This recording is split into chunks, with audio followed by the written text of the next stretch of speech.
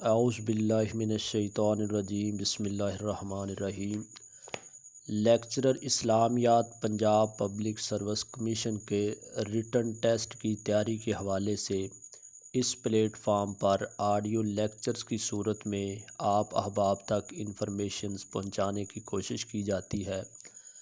तो तक़ाबुल अदियान को हमने अपना मौज़ूए बहस बनाया हुआ है। इससे कबल यहूदियत और ईसाईयत पर हमारे ऑडियो लेक्चर्स मौजूद हैं। आज के इस लेक्चर के अंदर इंशाअल्लाह हम कोशिश करेंगे कि बुद्ध मत को मुकम्मल तौर पर बयान कर दिया जाए। इसके अंदर जो इम्पोर्टेंट चीज़ें हैं उनको हम हाईलाइट करते हैं। तो सबसे पहले तो ये बात याद रखनी चाहिए कि बुद्ध मत का आगाज़ हिंदुस्तान से हुआ था, यानी कि ये एक हिंदुस्तानी मज़हब है। लास्ट ईयर जो फ़ीमेल का पर्चा हुआ था उसमें एक सवाल आया हुआ था कि बुद्ध मत का आगाज़ किस मुल्क से हुआ। तो ऑप्शंस के अंदर चूँकि चाइना, इंडिया भी था, तो अक्सर फ़ीमेल कैंडिडेट्स ने चाइना को टिक किया था। इसकी वजह ये थी कि चूँकि अब चाइना का जो सबसे बड़ा मज़हब है वो बुद्ध मत है, लेकिन बेसिकली जो बुद्धिज़्म है इसका आगाज़ इंडिया से ही हुआ था। राजा अशोक के दौर के अंदर जब इसकी इंटरनेशनल लेवल पर नशर इशात की गई, इसकी तबलीग की गई, तो ये इंडिया से निकल कर दीगर ममालिक जैसे बर्मा, तिब्बत, चाइना के अंदर, जापान के अंदर पहुंच गया। तो अब चूँकि इंडिया के अंदर जो इसको ज़वाल है और सबसे बड़ा मज़हब उसका हिंदू मत है, तो इसलिए उन्होंने इस ऑप्शन को टिक किया था कि शायद इसका आगाज़ ही चीन से हुआ है। तो ये 5वीं सदी ईस्वी का मज़हब है। इसका बानी गौतम बुद्ध, जिसका असल नाम सिद्धार्थ था, और इसके वालिद का नाम था सिद्धूधन।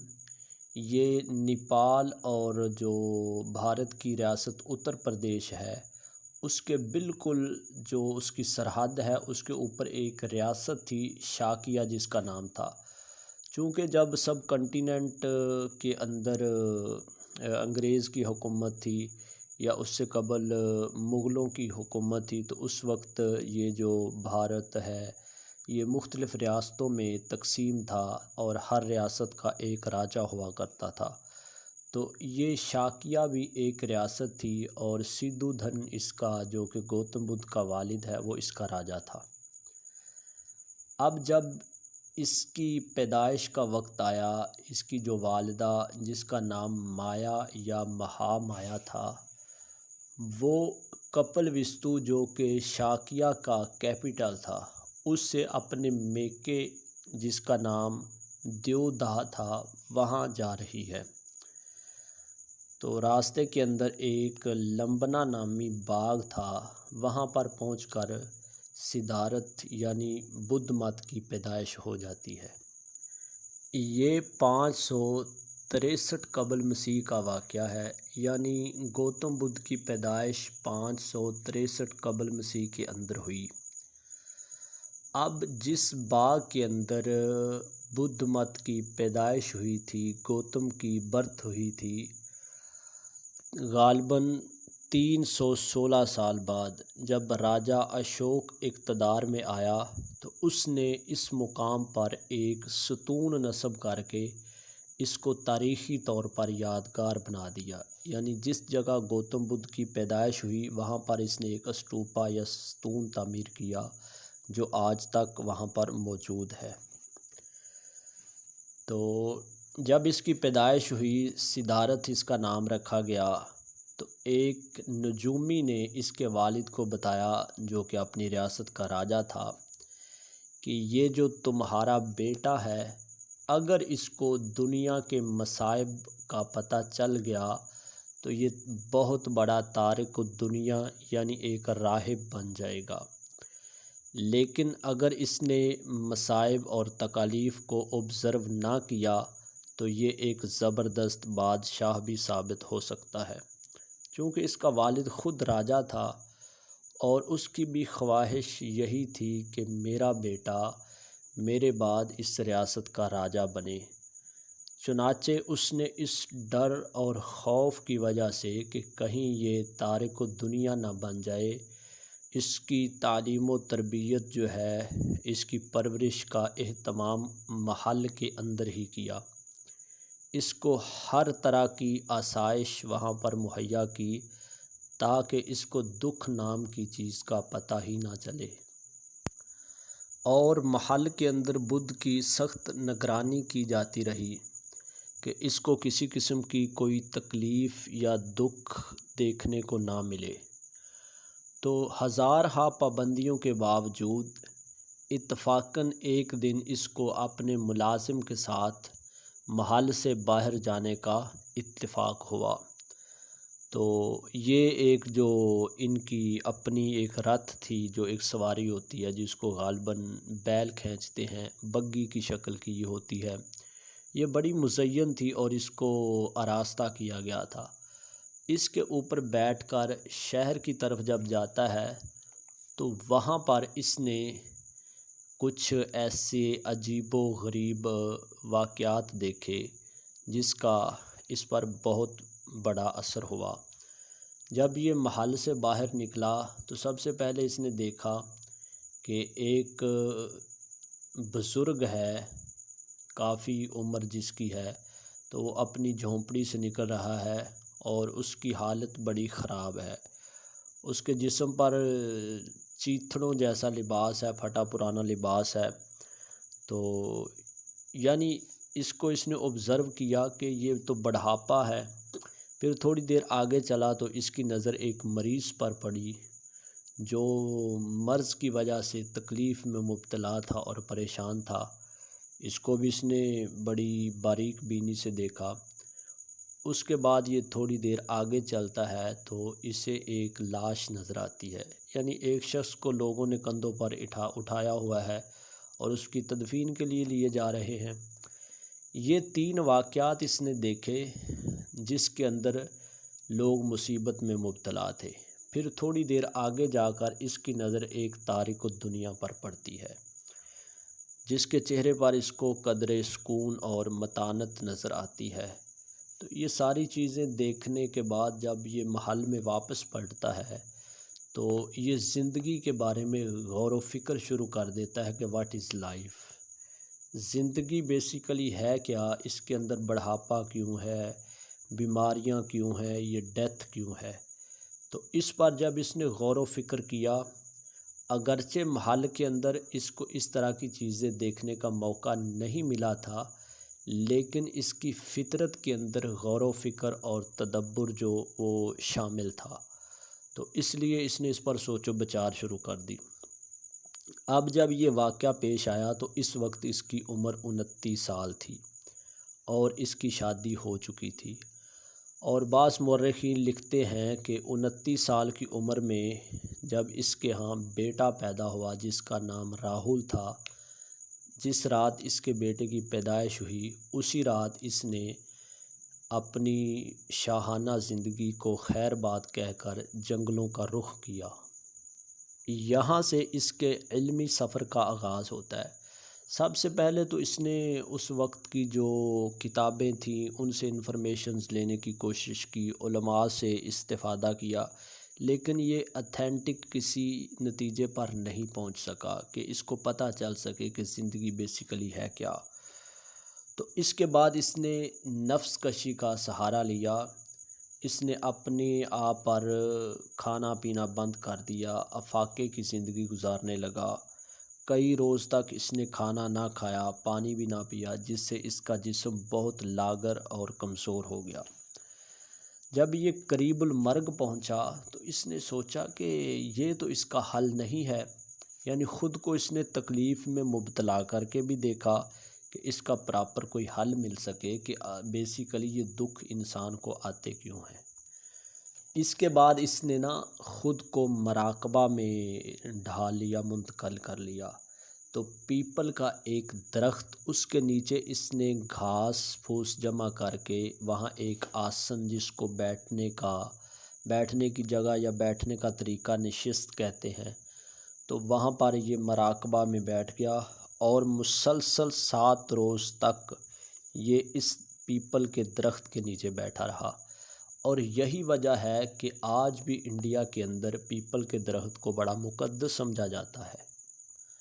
मुसलसल 7 दिन मुराकबा करने के बाद 7वें रोज़ रात के पहले हिस्से में इसको इरफान या जिसको निर्वाण भी कहते हैं वो हासिल हो गया। यानी इसने उस हकीकत को पा लिया कि ज़िंदगी क्या है, इसमें दुख मसाइब क्यों है।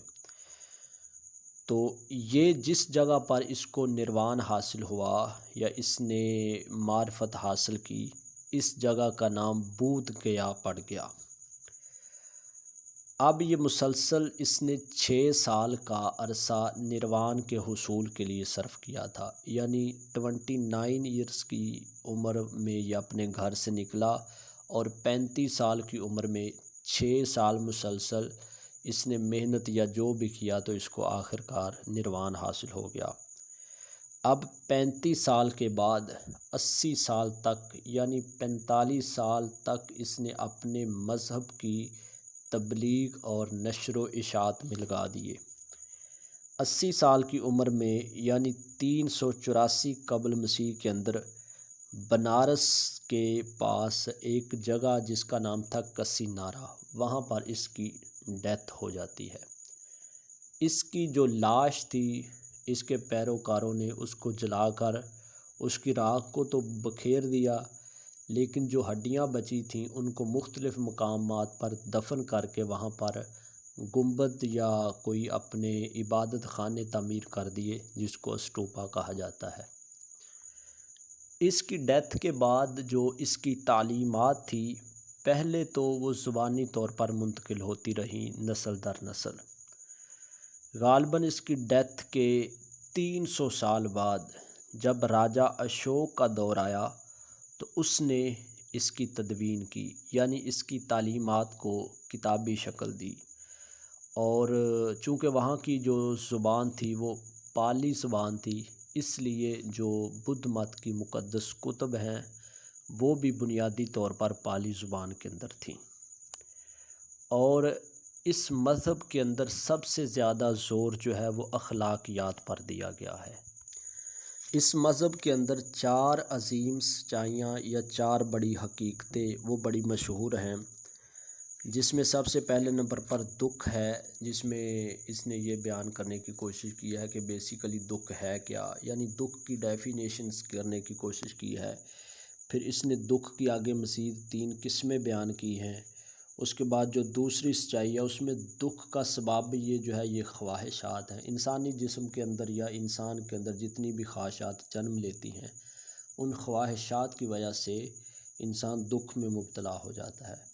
तीसरी जो सच्चाई या अजीम हकीकत है उसमें इस दुख को कैसे ख़त्म किया जा सकता है, इसका ख़ात्मा मुमकिन है।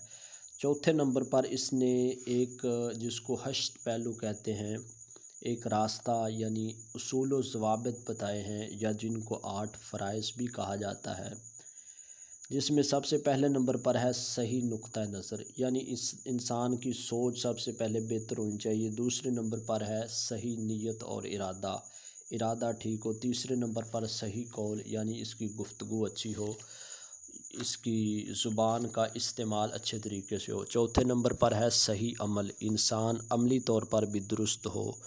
5वें नंबर पर हलाल रोज़ी कमाना। 6ठे नंबर पर है सही कोशिश, यानी अपनी ज़िंदगी को बसर करने के लिए सही कोशिश करनी चाहिए।